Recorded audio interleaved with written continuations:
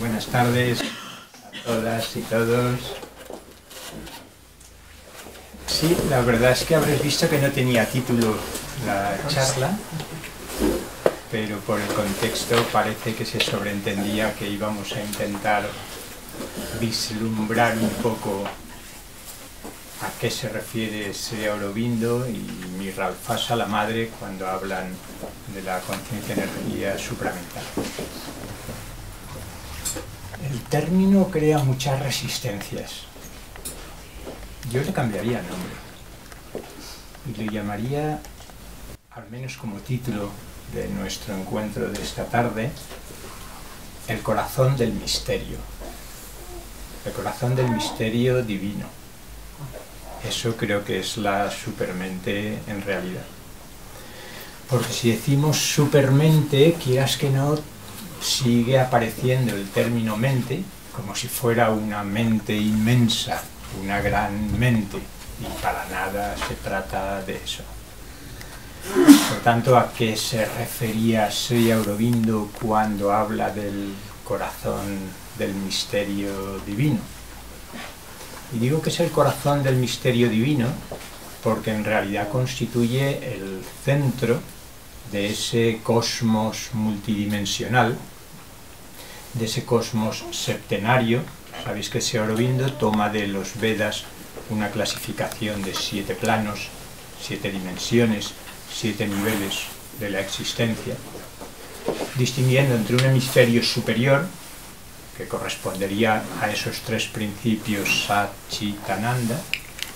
En el hemisferio inferior están esos 3 principios, que son, en orden descendente, la mente, la vida y la materia, y la supermente, en tanto que plano de la realidad, sería justamente el plano que hay entre los 3 superiores y los 3 inferiores.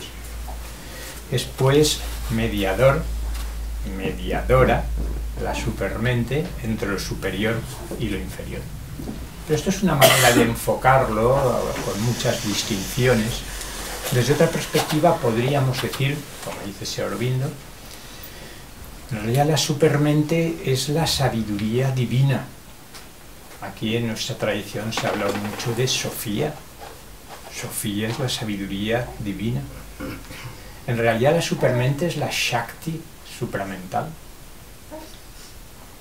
La supermente es el logos creador, dice Sri Aurobindo.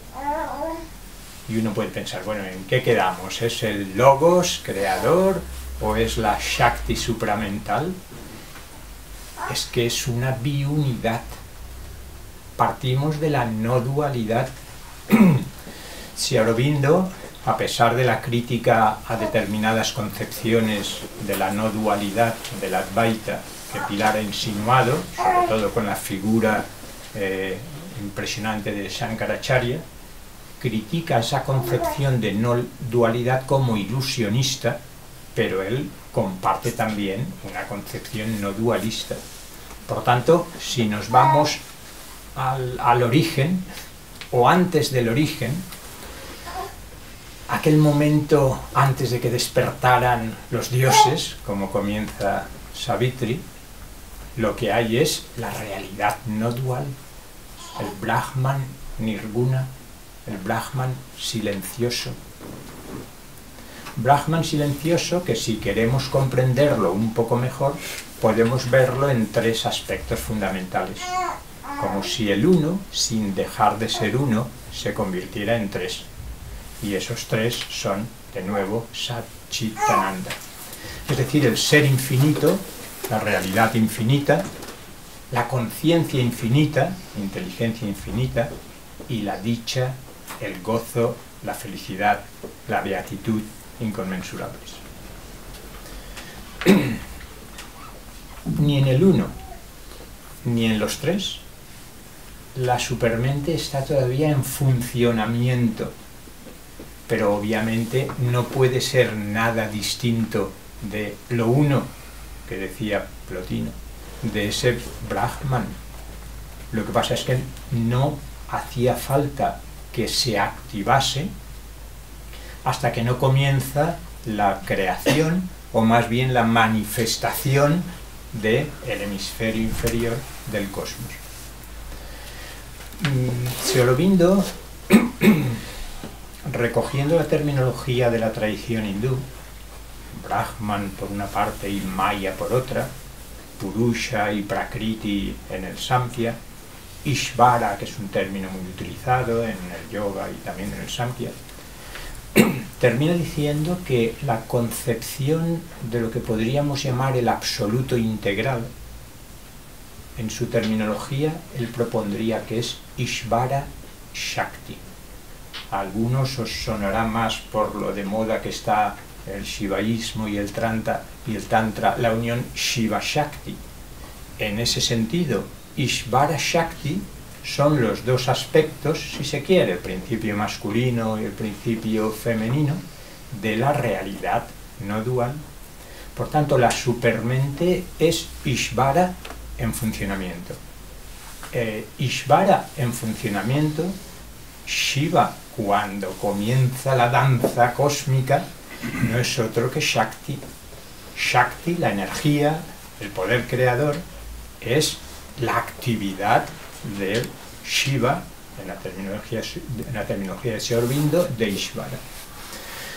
Por tanto, si vamos descendiendo del uno supracósmico, que ha existido siempre fuera del espacio y del tiempo, de los tres planos Satchitananda, la supermente hay que entenderla como la actividad del propio Brahman, conceptualizado ahora como Ishvara, que es el logos creador, pero puede verse desde el aspecto masculino, si queremos, como el logos creador, o puede verse como la Shakti supramental. La Shakti supramental es la Madre Divina, y lo que se presupone en la concepción de Sri Aurobindo y Mirra Alfasa es que la Shakti supramental es esa conciencia, energía, que está expresándose, en aquel caso, a través de Mirra Alfasa. Por tanto, tenemos que la supermente es la actividad constructiva de mundos de Brahman, del Brahman Satchidananda, que en su integración es Ishvara Shakti. Es decir, que la supermente existe en sí misma, en su propio plano, independientemente del mundo que luego pasa a crear y de toda la evolución que se va a desarrollar. Dejemos ahí la idea de la supermente en su propio plano.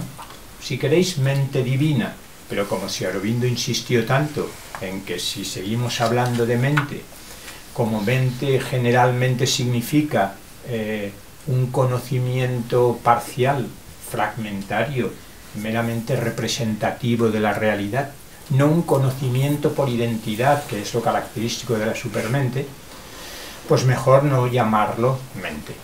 Por tanto, la supermente, que es el corazón del misterio divino, aparte de existir en sí misma, lo que está en juego ahora y más nos importa es que ha de llegar a manifestarse plenamente en el mundo.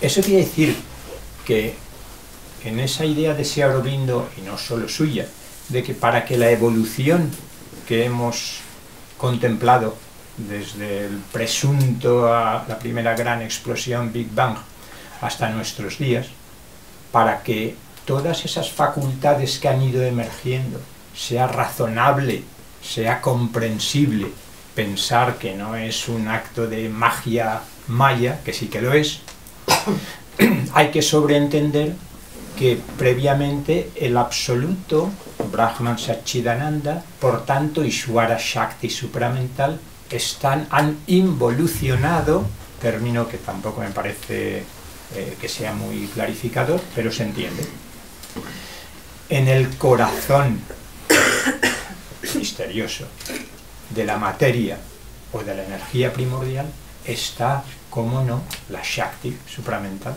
Si no hay otra cosa, si todo es Brahman, Sarvam Brahman, si todo es el Brahman Satchidananda, si todo es la conciencia, energía, Chit Shakti, Ishvara Shakti, hasta la materia es la propia Shakti supramental, solo que velada, envuelta, en terminología que hoy nos es más familiar, digamos que la frecuencia vibratoria de esa luz supramental, ese fuego supramental, ese poder supramental, su frecuencia vibratoria ha ido descendiendo. Cada uno de esos 7 planos del cosmos septenario sería la misma conciencia-energía vibrando a una frecuencia muy elevada en los planos superiores, cada vez una frecuencia más baja, densificándose, cristalizándose, la única conciencia-energía que existe. Por tanto, la evolución presupone una involución. Y a partir de ahí asistimos al surgimiento de los principales principios cósmicos, si queremos llamarlo así. Desde la energía primordial, energía, materia, si queréis, que científicamente se concibe, a mí me gusta decir, por bromear, una energía tonta, en el sentido de que no hay inteligencia, de que no hay conciencia. Sin embargo, desde esta perspectiva, la energía es el velo de Maya de la sabiduría infinita, de la inteligencia y de la Shakti. Por tanto, el milagro, el misterio, no salimos del misterio, estamos permanentemente en el misterio. La existencia es puro misterio. El misterio se despliega y de donde solo había energía presuntamente inconsciente e inerte, sin vida, empiezan a aparecer seres vivos, el principio vital, la vida.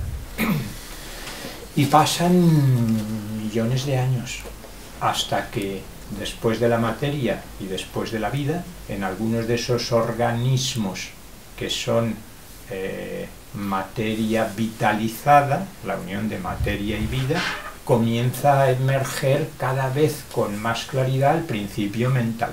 Si ha emergido y se ha activado es porque previamente estaba ahí.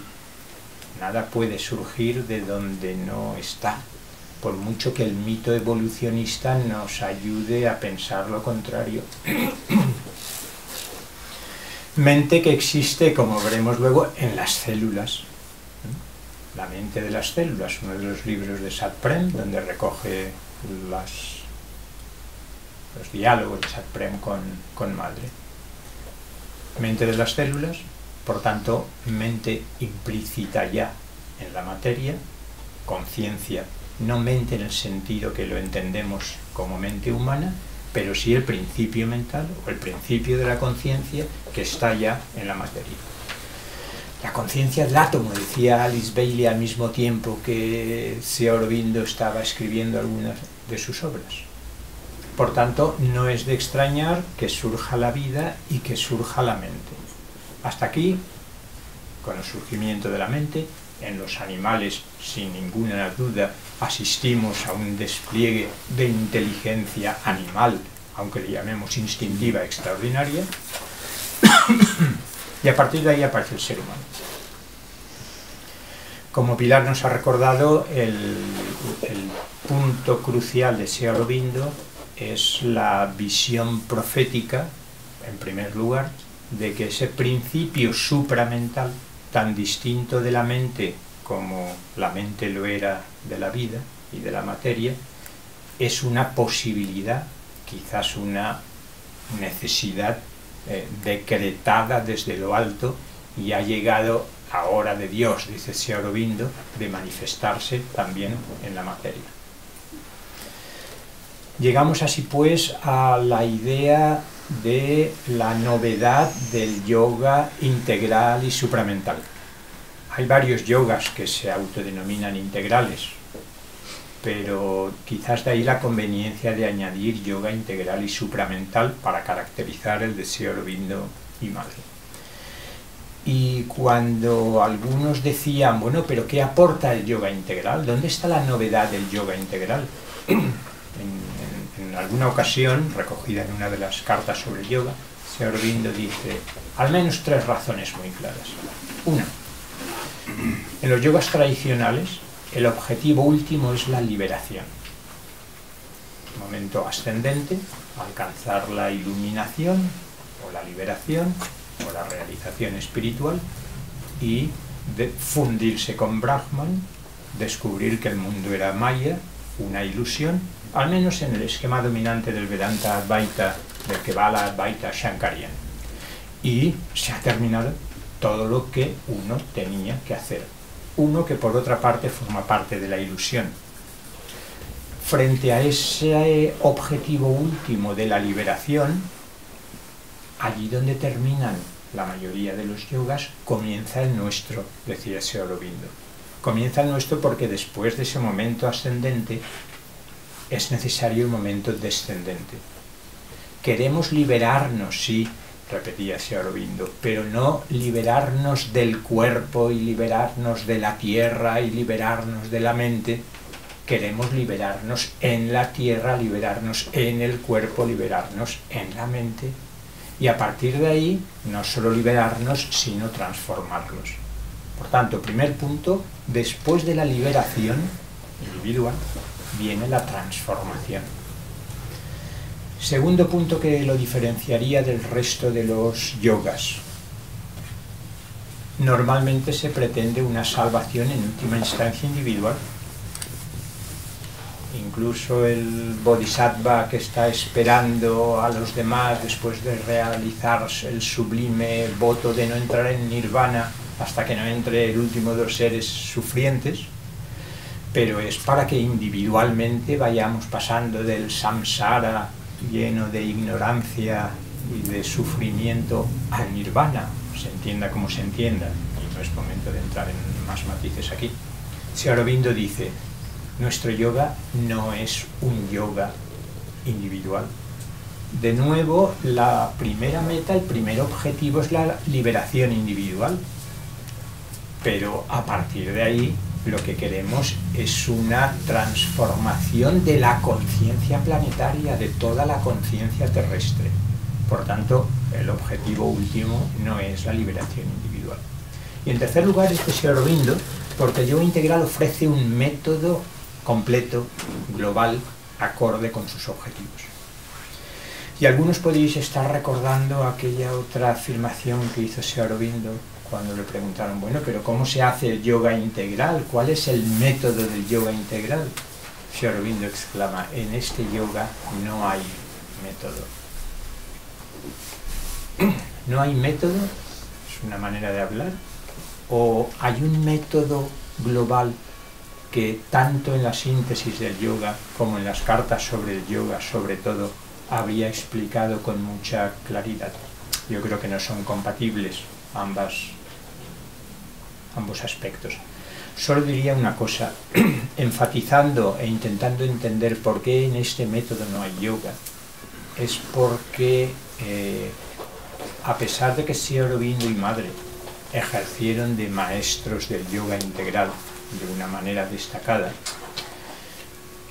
yo creo que muchas veces olvidamos que Sri Aurobindo insistió también en que es importantísimo y casi urgente descubrir que el verdadero maestro, la verdadera guía o el guía del yoga es el maestro interior. Y en relación con esto está la importancia que tiene el descubrimiento del ser psíquico, del ser anímico, como prefiero decir, del alma. Porque el alma individual estaría ya realizando las funciones de maestro interno. Aunque luego habría un nivel todavía más profundo en el que sería, si se quiere, ya no el ser anímico, sino el Jivatman unido a Brahman, el señor del yoga, como le llamaba Sri Aurobindo, el que está guiando nuestro yoga. Por tanto, es como un rechazo a las fórmulas mágicas y a las recetas que parece que tienen validez universal y que basta con que uno pregunte ¿qué hay que hacer para realizar el yoga integral?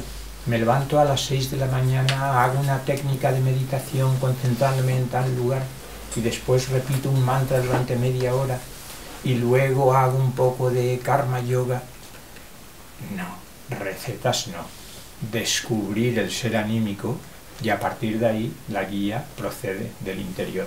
porque el ser anímico es la chispa de lo divino en nosotros, solo que configurada ya con una personalidad propia.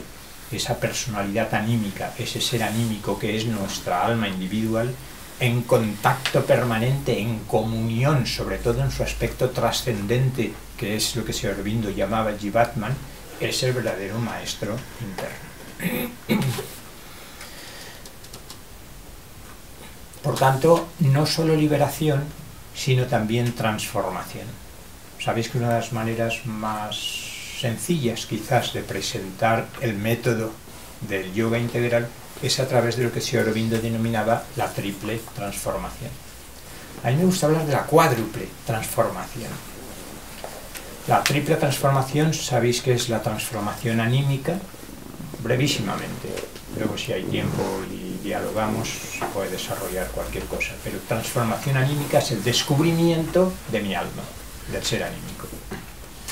Una primera iniciación extraordinaria, porque es el descubrimiento de que hasta ahora he estado identificado con mi ego. He estado identificado con los distintos vehículos de mi personalidad y muy especialmente con ese constructo psicológico que es mi ego.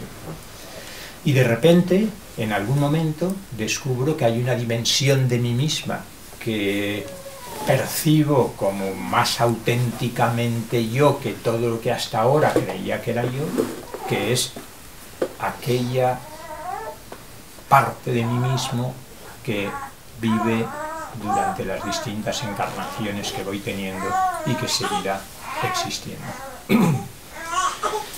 Transformación anímica. Segunda, transformación espiritual. Muy brevemente también, es el descubrimiento de campos de conciencia y energía superiores, más sutiles, más finos, más amplios. Lo que Sri Aurobindo denomina la mente espiritualizada. Más allá de la mente racional, de la mente pensante, de la mente argumentativa, existiría una mente superior, una mente iluminada, una mente intuitiva y la sobremente, como última parte de la mente, overmind, antes de llegar a lo que propiamente hablando es la supermente, supermind. Transformación anímica, transformación espiritual. Sri Aurobindo nos recuerda, estas dos transformaciones, que yo las describo así, doy por supuesto que han existido en las distintas tradiciones espirituales. Si queréis, la transformación anímica corresponde más, por una parte, a la meditación centrada en el corazón, como si el anclaje de nuestro ser anímico tuviera un punto especial de contacto. Obviamente no es una cuestión espacial, pero sí que en definitiva hay un punto cerca del corazón en el que el alma se anclaría de una manera especial. Mientras que la transformación espiritual, que se podría relacionar con esa otra actitud meditativa, más que técnica meditativa, que consistiría en mantenerse enfocado hacia arriba, hacia lo alto, hacia los campos de conciencia y energía superiores, la transformación anímica daría lugar al santo, entre comillas, de muchas tradiciones. Al santo porque el descubrimiento y el paso al frente del ser anímico, del alma individual, es el contacto con la bondad y con la belleza de todo lo existente y de uno mismo. Mientras que la transformación espiritual correspondería al sabio espiritual que hemos conocido en otras muchas tradiciones. Lo que no habría sucedido hasta el momento es lo que Sri Aurobindo denomina la transformación supramental. De manera que respecto a lo supramental tendríamos que distinguir entre la existencia en su propio plano, la posibilidad de ascender metafóricamente, como si nuestra alma en su viaje interno pudiera llegar a estar en contacto, en comunicación, en comunión con la supermente. Sri Aurobindo afirma que los rishis védicos ya vislumbraron y conocieron la supermente con la expresión védica Rita Chit, que es lo que luego se traduce como conciencia verdad, o conciencia de la verdad, o verdad consciente.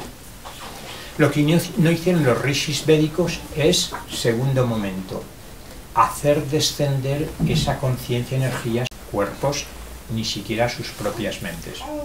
¿Se ve? Existe en su propio plano, independiente de nosotros, el alma puede en un vuelo mágico, espiritual, místico, ascender a la conciencia supramental y sentir que aquello es real.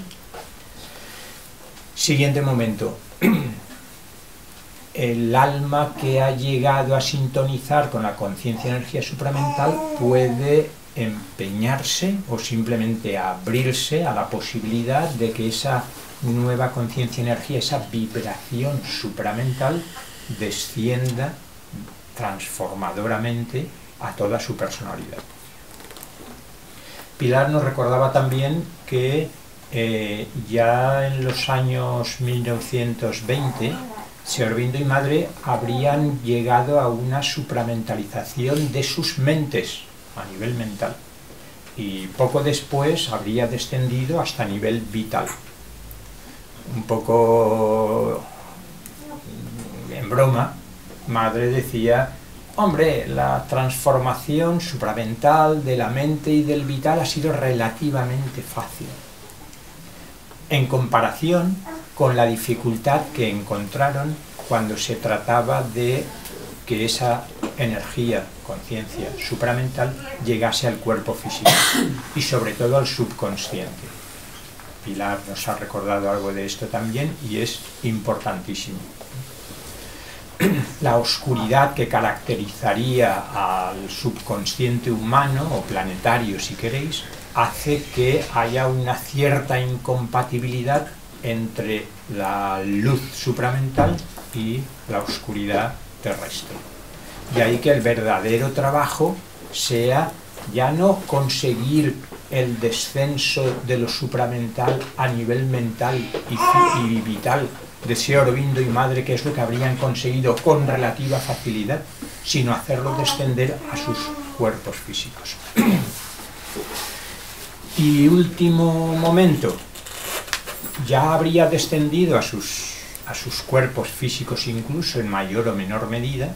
Por eso el traspaso de conciencia-energía supramental que ya estaba anclada en el cuerpo de Sri Aurobindo se produce cuando Sri Aurobindo entra en Mahasamadhi. En el momento del tránsito transfiere a la cuenta bancaria de Madre, a su cuerpo, toda la conciencia-energía supramental que había llegado a impregnar su propio cuerpo físico. El último paso es que el descenso y la transformación supramental no queden en unos individuos, sino que se ancle ahora en lo que podríamos llamar el aura planetaria, en la atmósfera del planeta Tierra. Y eso es justamente lo que estamos celebrando hoy, lo que estamos conmemorando hoy. La primera vez en la que, según Madre, con esta imagen que vemos perfectamente y esa descripción imaginal, por no decir imaginaria, de lo que sucedió esa tarde en el playground, en el patio del ashram, después de leer un fragmento de la síntesis del yoga y que los alumnos hicieran preguntas, se produjo por primera vez ese 29 de febrero de 1956 el primer descenso y manifestación planetaria, podríamos decir, ya no individual, sino colectiva. Y a partir de ahí voy a ir terminando porque creo que no tenemos mucho tiempo ni es necesario. A partir de ahí empezaría los últimos años de la vida de Mirra Alfassa, de Madre, que pueden entenderse no solo, como a veces creo que tiende a hacerse, con determinadas lecturas un poco parciales, como si a partir de entonces todo se hubiera centrado en la transformación supramental del cuerpo físico. No, los que habéis leído la agenda, el despliegue de las actividades de Mirra Alfassa, Madre, es tan impresionante en todos los niveles. Recordad que no hay conciencia supramental sin universalización de la conciencia. A mí me gusta decir de manera más modesta, sin una conciencia planetaria. Conciencia universal parece que hoy en día sobrepasa los miles de millones de galaxias, pero al menos conciencia planetaria.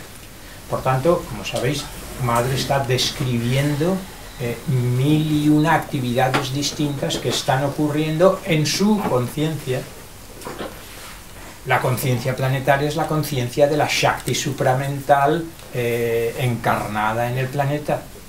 Por tanto, todo lo que ocurre en el planeta es susceptible de ser percibido en esa hipersensible sustancia supramental ya encarnada que supone la vida de Mirra Alfasa. Recordad que cuando en 1950 si Aurobindo le dice a alguno de los dos tiene que irse a otra parte del velo para continuar con el trabajo, y Madre, acostumbrada a salir del cuerpo a voluntad desde que trabajaba con Max Theon, ese ocultista, y con su mujer Alma, le dice, pues me voy yo. Y si Aurobindo, ¿qué le dice? No, me tengo que ir yo porque tu cuerpo físico está más preparado para la transformación supramental del físico que el mío. En 1950, si Aurobindo tiene 78 años y Madre tiene 72. Le quedan 23 años en los que va a estar infatigablemente trabajando en esa transformación celular, podríamos decir. Sabéis que empezó a hablar de un yoga de las células. Las células empezaban a ser conscientes de que estaba produciéndose una transformación supramental en ellas. Si no lo entendéis, no os preocupéis porque es ininteligible. Es ininteligible en el pleno sentido de la palabra. La mente, si es que las descripciones de Madre corresponden más o menos a la realidad que estuvo viviendo, a nuestra mente le extraña mucho. Pero en la medida en que nos acercamos, al menos con una actitud empática, lo que estaba sucediendo en esa interfaz, podríamos llamar, entre lo supramental y lo material, que era el cuerpo de Mirra Alfasa, lo que está sucediendo allí es algo muy importante, es el anclaje de la conciencia supramental a nivel celular y la transformación celular en un sentido y con un alcance que probablemente ni siquiera sospechamos.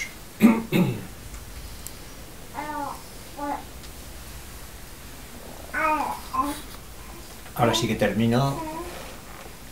Si Aurobindo, cuando escribe lo supramental, esto especialmente al final de la síntesis del yoga, afirma que existe todas las facultades que conocemos aquí existen en una octava superior o en 3 octavas, empezamos a acercarnos ya a la música en el mundo supramental, y por tanto existe una percepción supramental de las cosas, existe una observación supramental, existe un pensamiento supramental, existe una palabra supramental.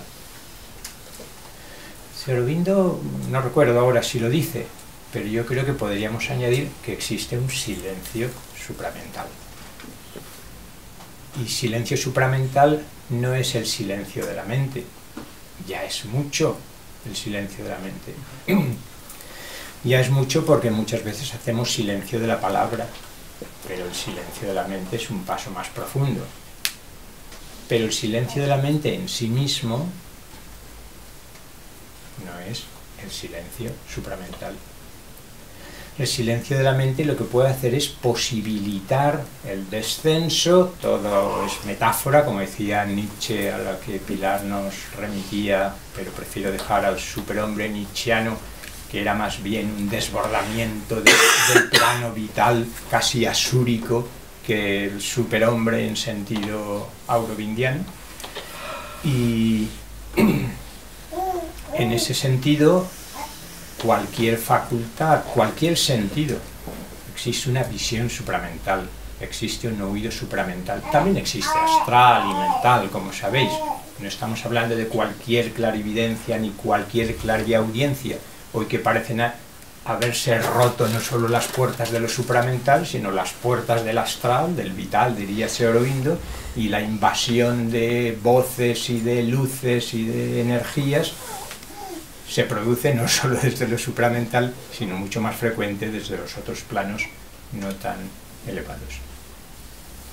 Por tanto, el silencio de palabras, conveniente pero no necesario, y el silencio de la mente, conveniente pero no necesario, para que se produzca la percepción del silencio supramental, nos permite distinguir el silencio supramental. Silencio es una metáfora más.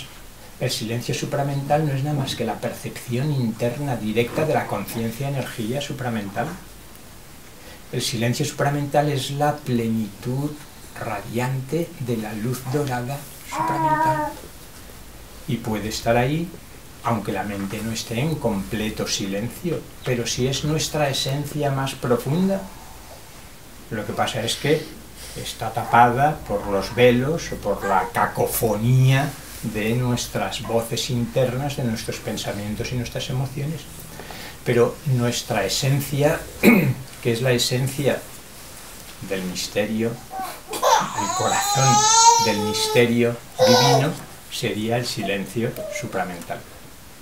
Silencio supramental donde quizás en algún momento desde allí pueda surgir la palabra supramental y la música supramental, que no sé si vamos a rezar hoy, gracias a Hank Ferrer, que por fin está presente entre nosotros y que vamos a cantar un poquito, tengo entendido.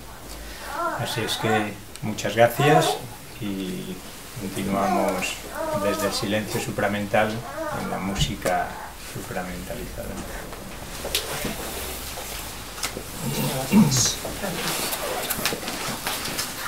No digo si hay preguntas porque habría muchísimas. Sí. Gracias, Vicente.